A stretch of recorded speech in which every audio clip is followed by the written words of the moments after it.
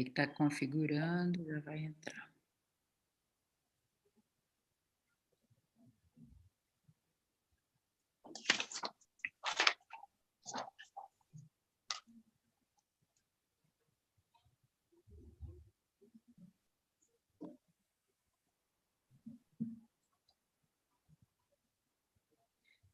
Pronto, já estamos. Estão me ouvindo? Sim, sim. Bom, então, boa tarde, Jussara e Jorge. Nós, eu e Miguel, é com muita alegria que nós recebemos vocês aqui hoje para inaugurar a série do Duo Sigma, Conversas de Bastidores, e a ideia é a cada programa termos convidados para focalizar uma obra do nosso repertório, pelo menos inicialmente vai ser uma obra do nosso repertório. E é muita alegria que hoje nós vamos focalizar a obra da Clotilde Rosa, né, Castelos Doiros em Tempos Irreais, que fez parte do primeiro concerto, ou seja, do concerto inaugural do Duo Sigma.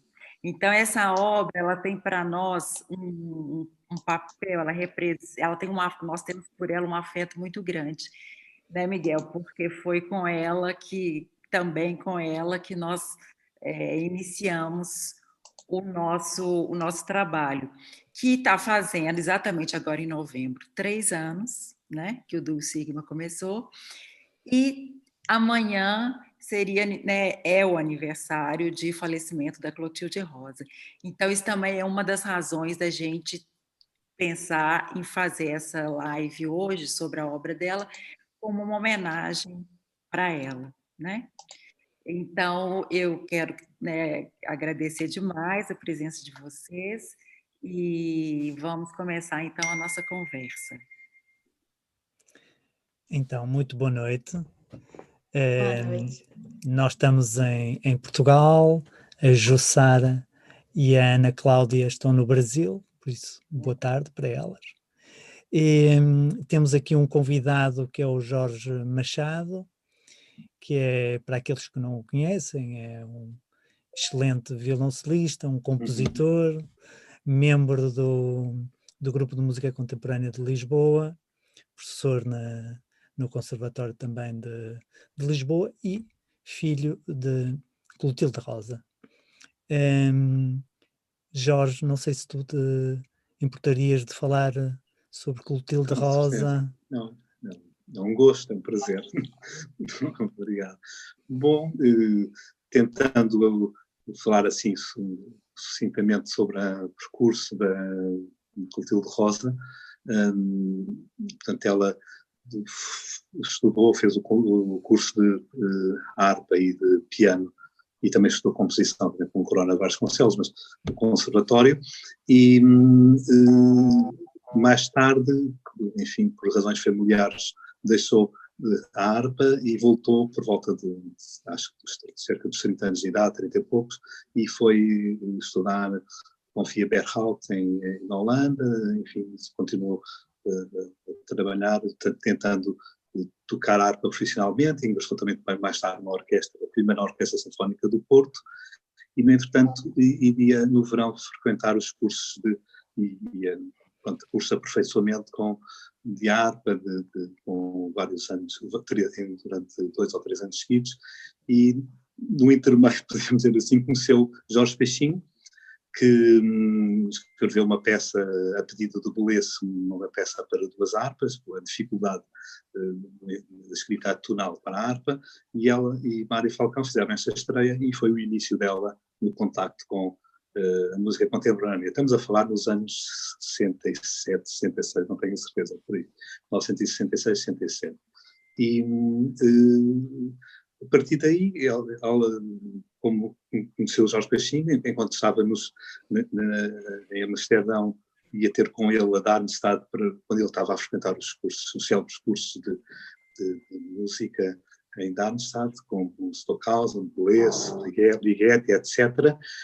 E pronto, foi o início dela no mundo da música contemporânea e do conhecimento do que mais atual se fazia na Europa, não é?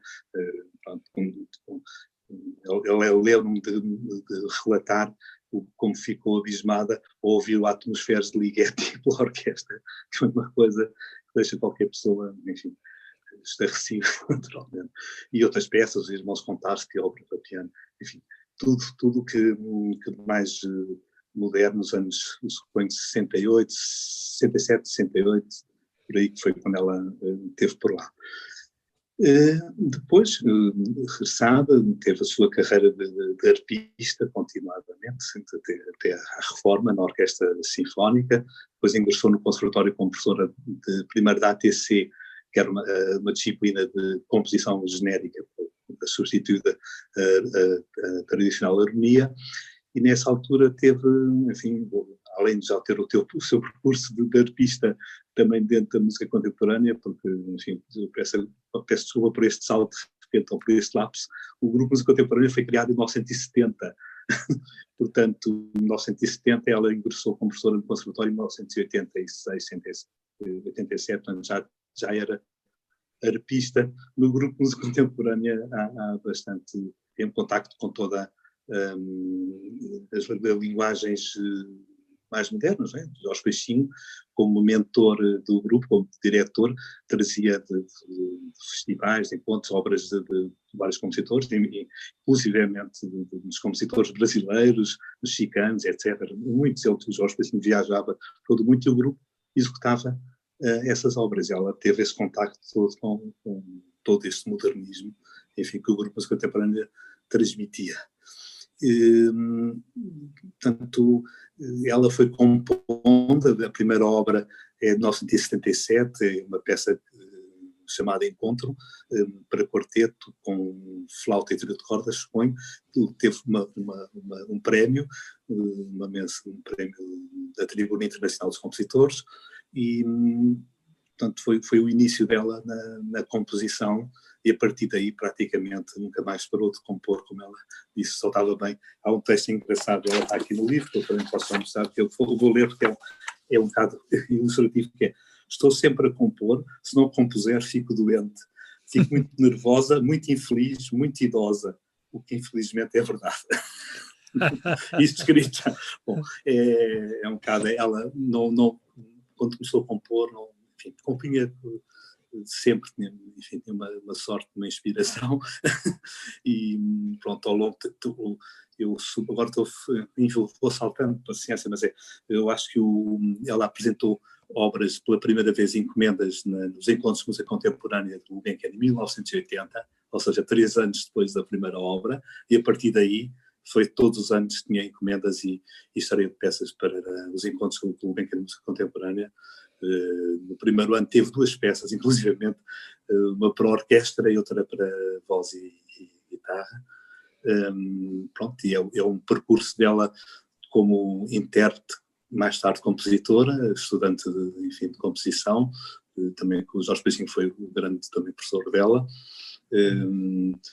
Eu, na bocado, estávamos em conversa, relatei um episódio que é bastante importante para mim, que é o meu início na composição foi muito influenciado por ela, porque ela tinha aulas com o Jorge Peixinho particulares e ele ofereceu um livro que é a técnica da dodecafónica do Herbert Heimer, um dos primeiros manuais mais importantes da teoria da dodecafónica, e nós desbravámos aquilo, os dois, e a partir daí comecei a estudar composição.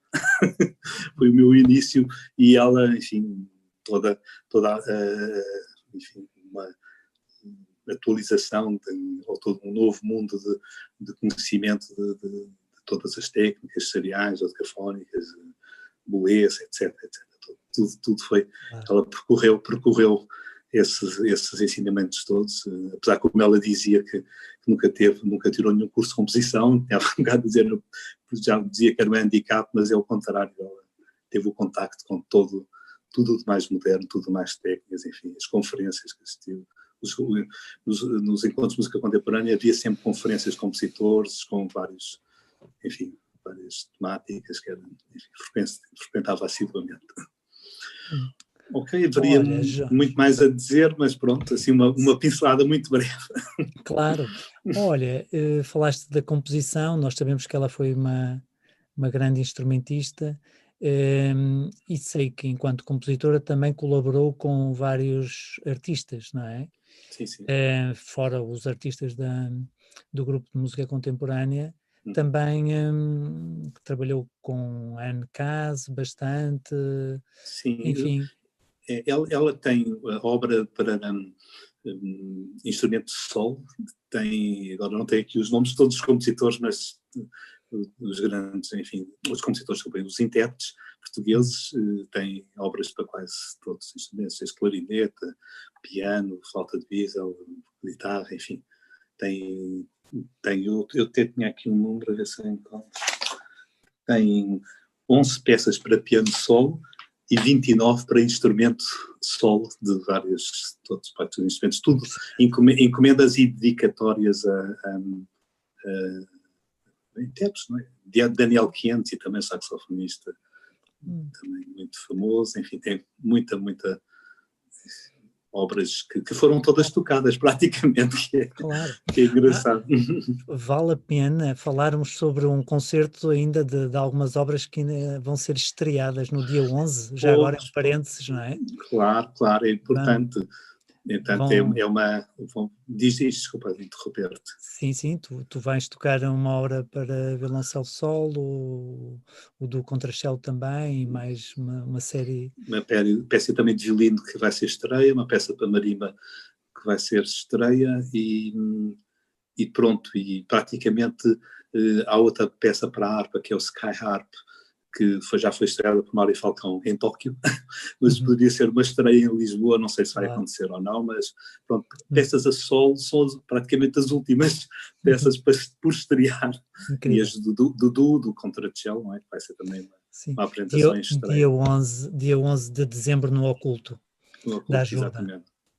Muito bem. Olha, já agora porque estamos a falar de peças, sobretudo para os músicos que nos estão a ouvir do Brasil, para se ter acesso ao acervo, às partituras, o que é que tu achas? Não sei se há algum projeto em relação ao futuro. Sim, isso é sempre a grande dificuldade. Nós temos um protocolo com a editora AVA, AVA, de Lisboa, que vai editando peças e vai revendo, mas não é, digamos, a velocidade do que é muito grande.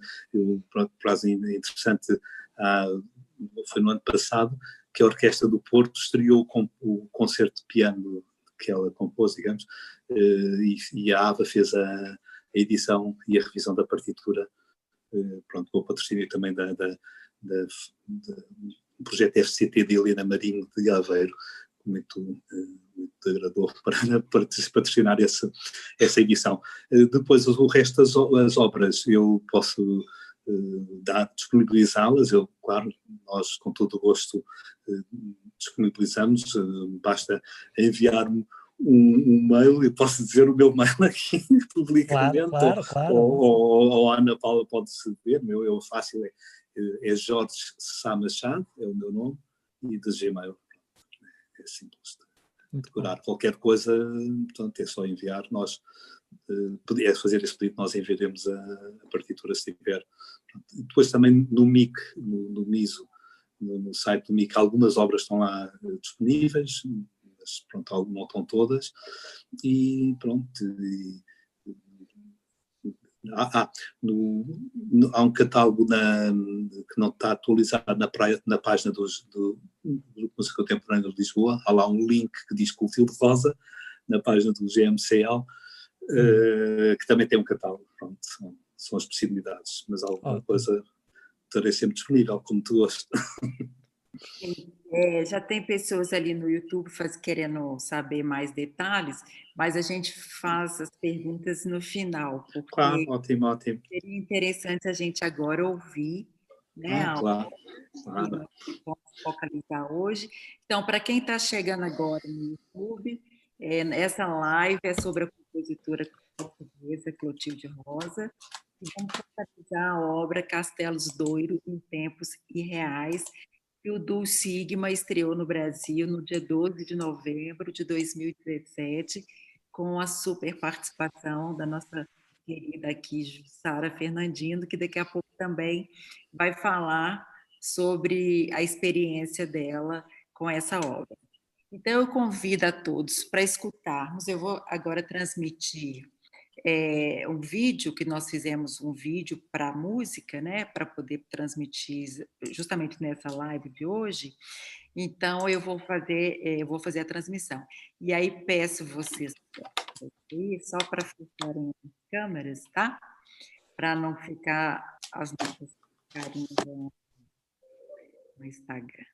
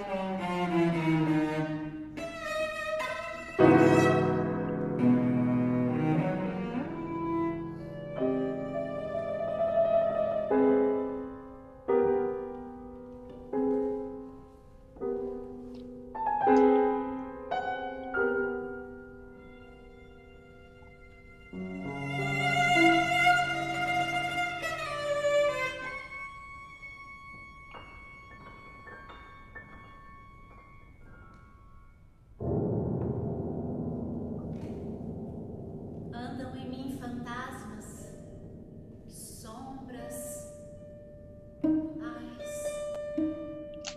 coisas que eu sinto em mim, que eu sinto agora.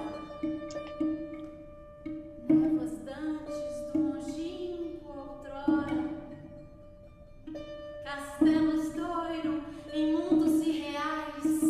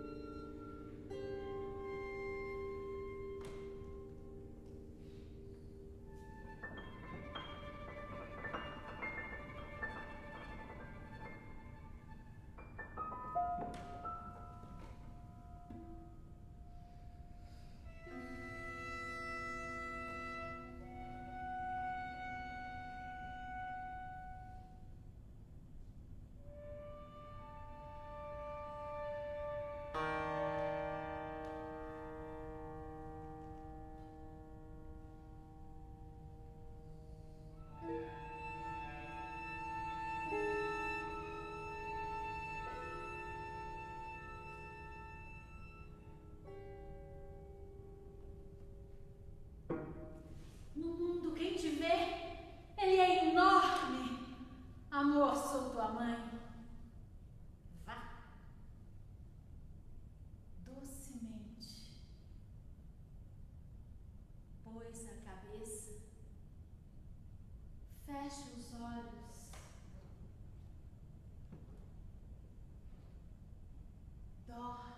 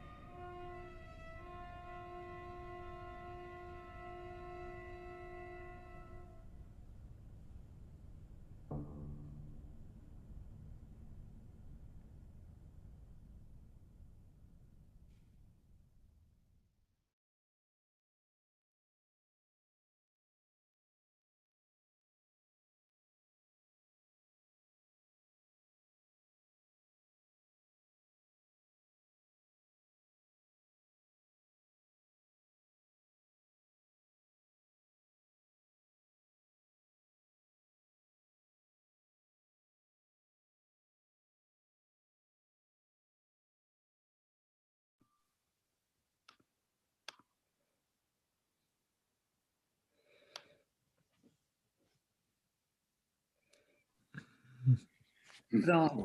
Então, acabamos de ouvir. Muito bem, parabéns, muito espetacular mesmo. A interpretação é muito bem, e parabéns. Essa realização com o poema é muito bonita. Eu estou certo que ela iria adorar, mesmo, completamente. Aqueles momentos muito bem escolhidos. Enfim, muito obrigado. Que bom, Jorge, que você gostou, porque é a primeira vez que você está ouvindo, né? Exatamente, Com exatamente. o poema. Com o poema, exatamente. Então, agora eu convido a Jussara, que é a responsável por integrar, né, o poema da Florbela Espanca na nossa performance. Então, Juju, eu gostaria que você, né, fizesse um relato, como é que foi sua experiência, que contasse para a gente. Ok, em primeiro lugar, boa noite a todos e todos. Agradecer pelo convite, dizer do imenso prazer de estar aqui hoje, né? Conhecendo o Jorge, filho da Clotilde Rosa, reencontrar o Miguel e a Ana, né? Para falar dessa obra maravilhosa. Nossa, eu fiquei emocionada aqui de ver, ouvir, né? A obra novamente. E que realmente foi um momento muito especial, essa interpretação realizada na Fundação, né, em 2017. Bom, quando a Ana me trouxe o convite, falou da ideia, a primeira coisa que me passou pela cabeça foi que o poema não fosse lido ou declamado como tradicionalmente a gente faz, mas que o poema atravessasse a música. Então, eu acho que a palavra que condiz com essa experiência é atravessamento, no sentido de uma interação, um atravessamento criativo entre as obras dessas duas artistas, né, Clotilde Rosa e Florbela Espanca, um atravessamento entre texto e música, entre ação cênica e sonoridades. Então, a Ana me passou, então, a partitura, o texto, a gravação da obra para que eu conhecesse, e eu, então, fizesse as minhas elucubrações, e próximo ao concerto nós tivemos um encontro que foi muito interessante, porque nós não combinamos, né? A gente falou assim, olha, não vamos falar nada das nossas ideias, vamos tocar. Toca, os dois iriam tocar, eu iria, então, fazer as minhas incursões ali no improviso, de cara, de imediato. E foi muito interessante, porque o que ocorreu foi o que ficou de fato. A interação foi tão interessante que o resultado permaneceu, um ajuste ou outro que foi feito ali. Então, ocorreu uma interação muito interessante. Bom, o poema é um soneto, ele tem 4 estrofes, então cada uma dessas estrofes, como nós ouvimos, foi alocada em um momento da partitura, da obra, né, em determinados momentos que a gente percebeu que seria mais interessante de entrar, sem, contudo, com a preocupação de não interferir na estrutura musical, na estrutura, né, da obra em si. Bom, para o meu trabalho, como ponto de partida, eu imaginei assim, a Clotilde Rosa lendo esse poema, a compositora lendo esse poema, e o que a mobilizou, não é? Então, o que me deu o tom foi pegar aquela fala dela quando ela descreve a obra, eu pincei essa frase aqui, ó, dialogam frases líricas e emotivas, e mais para frente, carregadas de um sentimento muito profundo. Isso é a Clotilde falando da obra, né? Então, a gente sabe que a Florbela Espanca foi uma mulher à frente do seu tempo, mas como não podia deixar de ser, teve uma vida, de alguma forma, muito atormentada. Então, esse poema, com esse nome Mãezinha, com esse nome tão doce, no fundo ele tem uma dor, né? Porque ela perdeu um bebê, se não me engano, até 2 bebês, ela perdeu por um aborto involuntário. Então, a gente vê que no poema tem essa doçura, mas tem essa dor também. Então, esse clima emotivo, esse sentimento profundo. Então, nessa proposta de não ser uma intérprete que ia subir ao palco para falar, para declamar, eu pensei em trazer uma persona que adentraria ao palco. Então, essa persona, ela entra um tempo depois que a música começa, porque aqui a gente não viu a imagem, né? Teve essa parte cênica também. Ela entra, então, a música começa, só depois que ela entra, uma certa até surpresa ali para o público, né? Ela faz algum momento, alguma trajetória no palco, se relaciona ali com as paredes daquele mundo interno de seus fantasmas, como o poema diz, até que chegar a sua fala, a sua primeira fala. Então, como havia ações da minha parte, movimentação, não daria para eu ficar com a partitura em mãos. Então, em paralelo, né, com a partitura da obra, eu criei, então, uma partitura cênica de espacialidades, de ações que foram sendo referenciadas por determinadas sonoridades. Então, tinha um acorde específico que faria eu virar o trajeto, um acento em que eu pararia, referências nesse sentido, né? E a estrutura, falando bem rapidinho aqui, então, como eu falei, um pouco depois que a música começa, ela vai desenvolver os movimentos pelo palco. A primeira fala vai se dar no 6º sistema, após uma ressonância no cluster, ali é o piano. A segunda estrofe mais à frente, no 9º sistema, uma parte mais livre. Opa. Em seguida, ela senta no chão. A música prossegue, vem o solo do violoncelo, e este é o momento que ela fica quase em imobilidade. Ela se relaciona ali com os sons, numa atmosfera ali do poema, na frase névoas do longínquo outrora. aquele momento do solo do violoncelo. E ela ainda está sentada na terceira estrofe, ao mesmo tempo a ressonância do piano. A última estrofe ela levanta de súbito, isso se dá numa pausa ao final, e depois vem então as últimas sonoridades da peça. Eu lembro que ao final do concerto, um compositor, amigo nosso, veio perguntar se o texto estava partiturizado, se aquelas falas foram inseridas na peça pela Clotilde Rosa.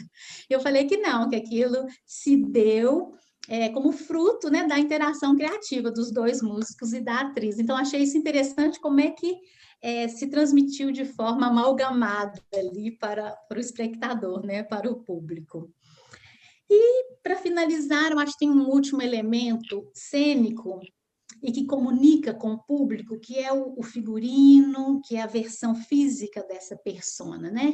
Então, eu pensei em uma vestimenta única, um vestido que se comunicasse, o tecido, a estampa, se comunicasse com a frase da Clotilde ao descrever a obra, timbres diáfanos num ouro puro e cristalino, e também se comunicasse com os mundos irreais, citado pela Flor Bela Espanca no seu poema, né? Então, eu entrei sem calçados, descalça, cabelo solto, sem qualquer adereço, sem qualquer adorno, nesse pensamento de uma mulher e sua alma, né? Nas entrelinhas do poema, nas entrelinhas da música. Então, a descrição basicamente é essa. Eu só repito aqui do meu privilégio de ter participado desse momento único, ainda fiquei sabendo hoje que era a estreia do Dulce, que eu nem sabia, né? Dessa música de altíssimo nível da Clotilde Rosa, da Ana e do Miguel. Então, essa experiência realmente vai ficar na minha memória afetiva e no meu coração. Muito obrigada. Muito bem. Lindo, Muito bem, a descrição é fantástica. Uma pena não ter visto, ouvido. Ainda há possibilidades. Pô. Isso. Vamos proporcionar. Isso. Ou Sim. Jorge vai para o Brasil. Não Mas foram. é interessante, né, Miguel, para nós, porque a gente não sabia nada disso. Não, foram momentos inesquecíveis. Foi de um altíssimo valor emotivo, não é? E o facto de ser inesperado criou realmente ali um ambiente para nós instrumentistas também, não é? Que estávamos a tocar aquilo pela primeira vez. Foi ótimo porque valoriza os ambientes da própria obra, não é? E das cores, aquilo tudo criou realmente um momento único, sim, um momento único. Pois. Bom, nós temos aqui alguns comentários e perguntas. Orquestra Camerata de Contagem mandou boa noite aos convidados. Perguntas sobre partituras para violino, da Clotilde.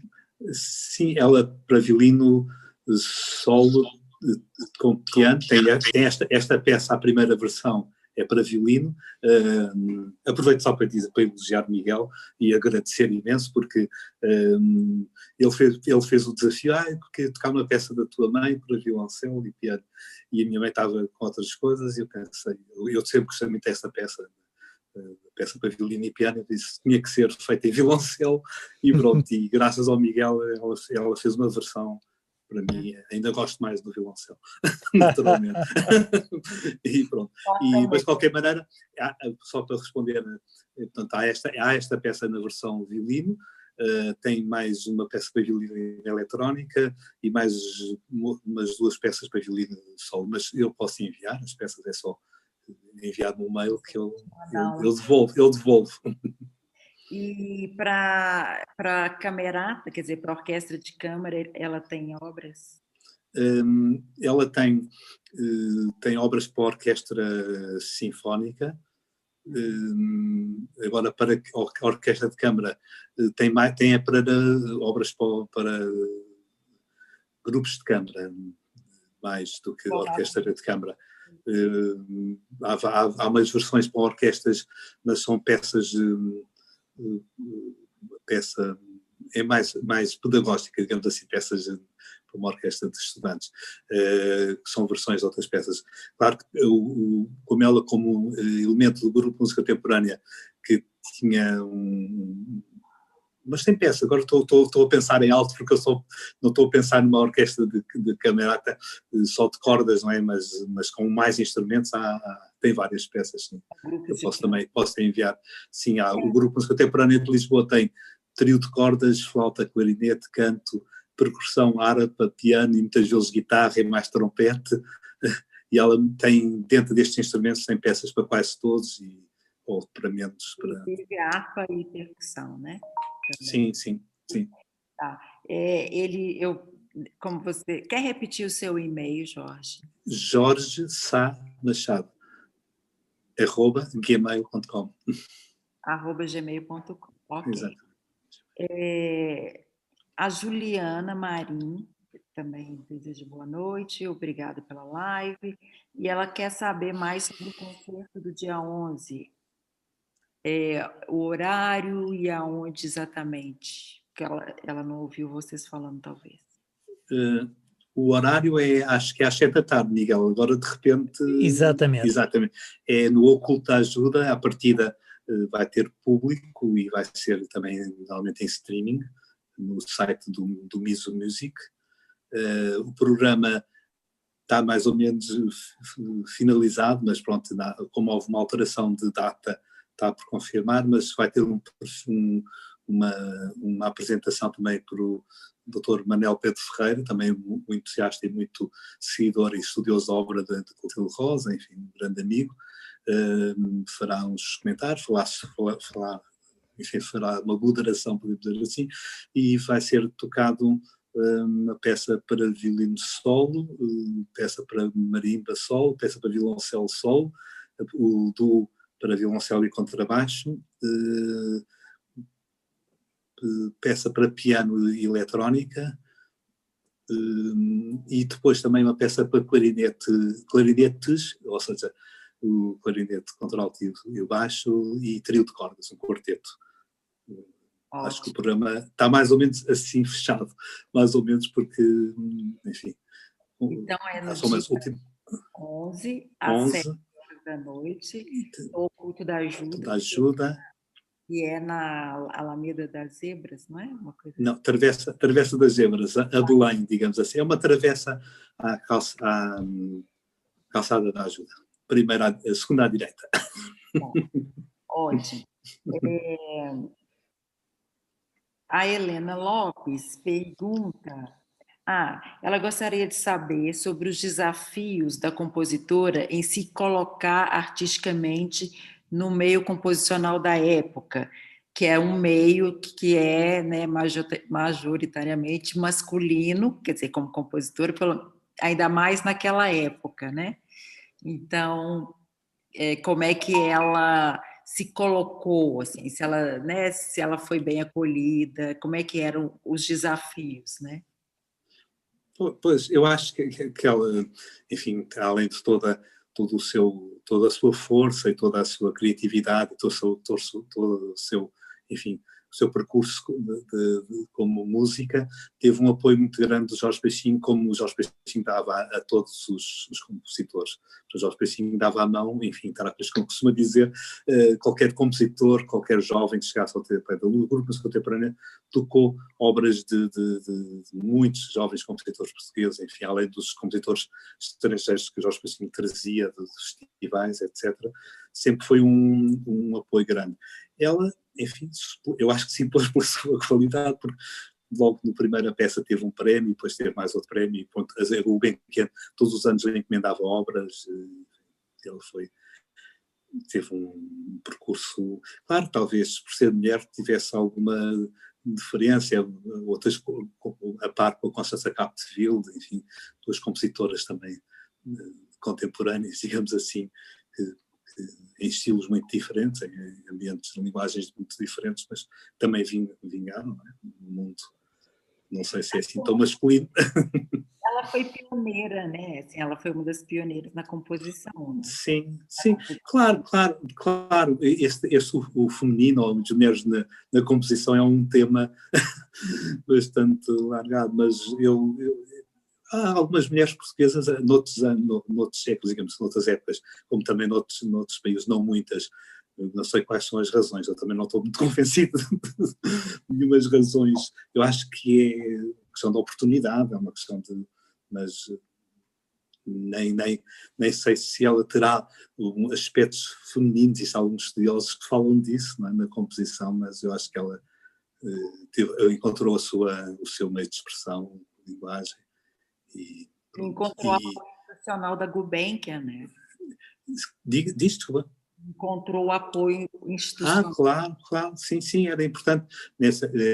Foi também muito importante o grupo, não é? Ela como membro do grupo de música contemporânea, eu lembro, também tenho aqui um número, só porque eu não tenho de ser de cor, mas ela compôs 70 obras para o grupo de música contemporânea de Lisboa, praticamente, quase todas. Quase todas estreadas e tocadas pelo grupo de música contemporânea de Lisboa. Portanto, 70. Não são todas dedicadas ao grupo, mas dentro da formação da música de câmara tem 70 obras. Portanto, a obra dela, grande parte, foi feita por vários grupos, enfim, o grupo de música contemporânea, o Opus Ensemble também, e outros grupos, o grupo da oficina musical. Tem vários grupos que ela compôs a pedido, não é? Praticamente, isso é curioso, ela... as obras todas são dedicadas a alguém ou pedidas por alguém. São obras quase todas tocadas, só obras, ela tem muito poucas obras tocadas por estrear, algumas para cor do final dos últimos anos da sua vida, uma para banda, que está para ser estreada qualquer dia, uma obra para saxofone e banda sinfónica, uma das últimas obras, a ópera, enfim, nunca foi estreada. Era um desgosto dela muito grande, enfim, mas é complicado estrear uma ópera. Ópera, ela já é bastante antiga, agora não sei bem os anos 90 e tal, 95, 96, tenho a impressão que sim, por aí, e que ficou-se por estrear. E pronto, as obras para a orquestra foram todas estreadas. Nesse aspecto foi um sucesso grande. Não ficou com muitas obras na gaveta, como se costuma dizer. Ainda bem. Tem mais aqui um comentário, acho que é mesmo da Helena. Que ela fala, que interessante o seu processo de criação e interpretação, Jussara. Realmente, eu também... Muito bem. Esse processo, muito bem. Desses detalhes, assim, da roupa, dessas conexões, né?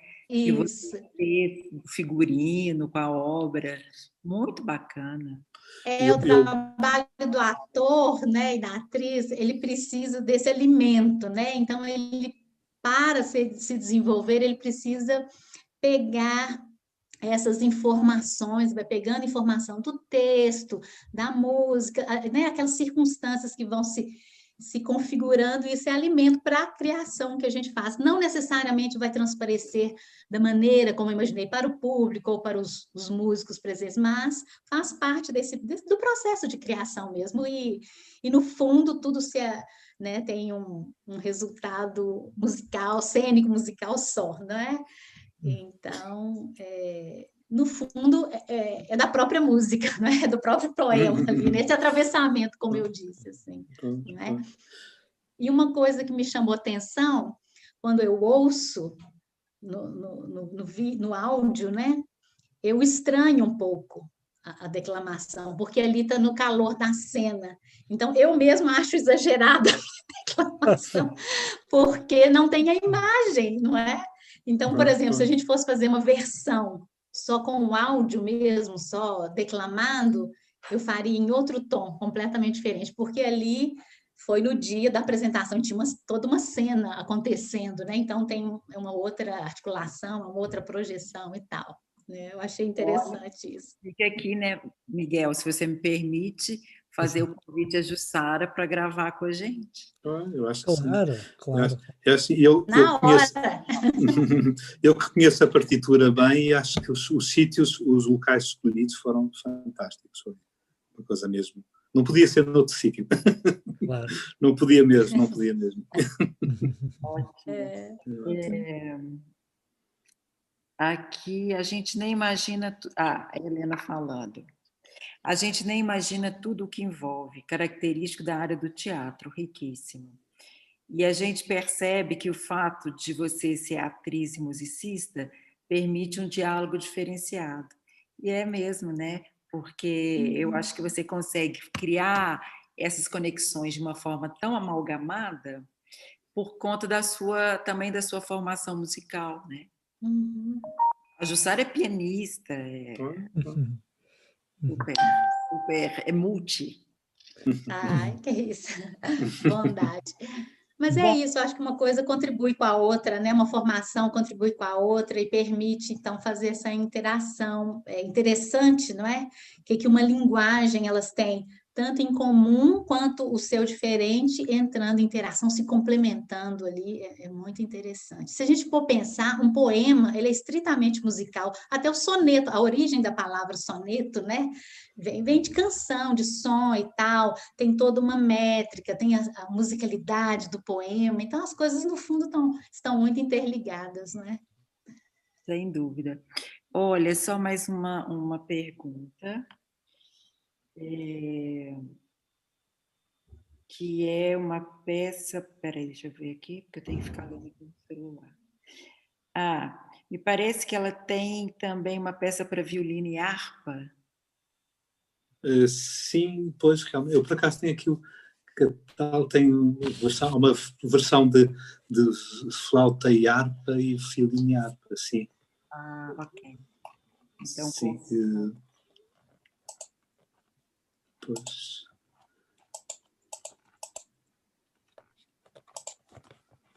Bom, mas aí é só eles me mandar um e-mail. Pois, exatamente, eu posso, claro. Mas então assim, de fato, a peça... Sim, há uma primeira obra, por acaso, agora estávamos a falar disso, é a memória já a música é uma obra para flauta e harpa céltica. No início, minha mãe tinha também outros grupos, não é? O trio Antíqua e outros duos com flauta e um quarteto com voz, enfim, vários outros sem ser música contemporânea, no fundo barroco, essencialmente barroco, é clássico, e ela tinha uma harpa céltica, fazia coisas de música antiga, com flauta, ou com flauta de diesel agora, e tem essa primeira peça dela no catálogo dela, é a segunda peça, é de 1977, por aí, flauta e harpa céltica. É uma obra que se chama Contraste, muito interessante, muito tocada, e na altura, e depois vem outras versões, não é, de obras para flauta e harpa. O Ditirambo, sim, estava aqui à procura, porque é uma que é também bastante tocada e também acho que também teve uns elogios, que é o Ditirambo, uma peça que foi bastante apreciada também. Sim, mas eu poderei dar essas partituras e enviar, claro. É jorgesalmachado@gmail.com, para quem quiser, né? Exato. Pronto.